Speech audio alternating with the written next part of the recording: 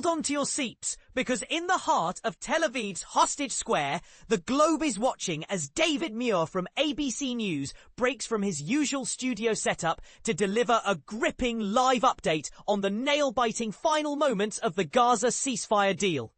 It's a moment that's not just news, it's a pulse-pounding reminder of how fragile peace can be in one of the world's most volatile regions. But here's where it gets controversial. Is negotiating with groups like Hamas a step toward lasting peace? Or does it just embolden those who hold lives hostage? Stick around, because we're diving deep into the details, and there's plenty more to unpack that might surprise you. It was a charged atmosphere for viewers tuning in to ABC World News Tonight on October 13th, 2025.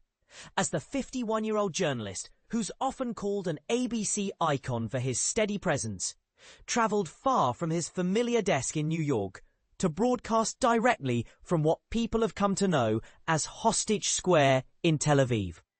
This public space, essentially a rallying point for families and supporters waiting anxiously for news of loved ones, became the backdrop for Muir's urgent report on the unfolding ceasefire drama. We're focusing on the extraordinary events happening right now, Muir began, his voice steady yet urgent, with global attention locked on the Middle East and a massive gathering here in Hostage Square today, bracing for these high-stakes final hours. He went on to explain, there's a sense of guarded hope in the air.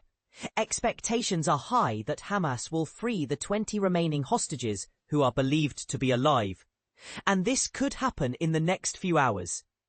To put this in perspective for anyone new to the story, a ceasefire in this context means a temporary halt to fighting between Israel and Hamas, allowing for hostage releases as part of broader negotiations. It's a delicate dance aimed at easing the conflict that's raged for years, but it often hinges on trust that's hard to come by. Muir connected this to recent developments, mentioning how President Trump's eldest daughter, Ivanka Trump, had just spoken to the crowd in Hostage Square, celebrating what she called a historic milestone.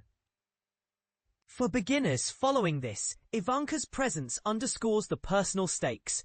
Her family ties to the president make these moments feel even more intertwined with US involvement. But here's the part most people miss. While the crowd buzzes with anticipation, Muir didn't shy away from the human element. He promised to take viewers right into Hostage Square, highlighting Americans he'd interviewed who felt compelled to be there. They told us they had to witness the hostages coming home, he shared, before handing off to his colleague. This personal touch helps explain why such events draw international crowds. It's not just politics, it's about families reuniting after unimaginable ordeals. Enter ABC's chief foreign correspondent, Ian Pannell, who provided a voiceover breakdown.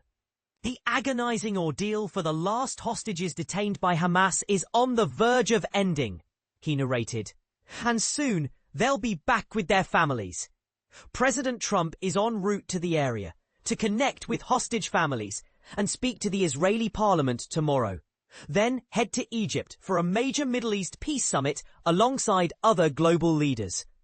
To clarify for those unfamiliar, a summit like this is a high-level meeting where diplomats discuss ways to stabilize the region, potentially leading to broader agreements that could prevent future escalations. A video clip of President Trump followed, where he addressed the situation optimistically. They've got the hostages, he stated, and I believe all 20 are accounted for. We might even see them released sooner than expected. This kind of direct commentary from a US president adds weight, showing how American leadership is woven into these negotiations, often acting as a mediator in international disputes. The segment, posted on ABC World News Tonight's Instagram, summarized the stakes. After over 2 years of captivity, Hamas plans to free the surviving hostages, along with remains of some who didn't make it.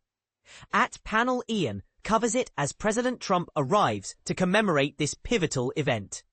Audiences wasted no time reacting online, One viewer lamented, "It's heartbreaking how drawn out this has been."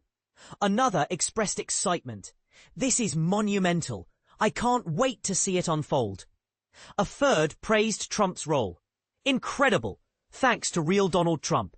Better late than never, right?" And a fourth added, "Bless America and President Trump for fostering peace, freedom, and fairness for Israel." Yet not everyone was optimistic. A fifth commenter warned, "Not all bodies have been returned, and that could spark the whole conflict anew." While a sixth noted, "Relieved they're being freed, though I need to see it to believe it. But negotiating with terrorists? Absolutely not." This split in opinions highlights a key controversy. Does freeing hostages through talks bring closure, or does it reward aggression and set a dangerous precedent? For instance, some argue it humanizes the process, prioritizing life over ideology, while critics say it undermines efforts to eradicate threats entirely. In the end, this story isn't just about one ceasefire. It's a mirror to the broader debates on peace in the Middle East. What do you think? Is there a way to achieve true reconciliation without compromise, or is negotiation the only path forward? Do you agree with those praising Trump's involvement, or do you see it as overly simplistic? Share your thoughts in the comments. Let's discuss. For more updates, follow us on Google News to stay in the loop with the latest in news, sports, and entertainment.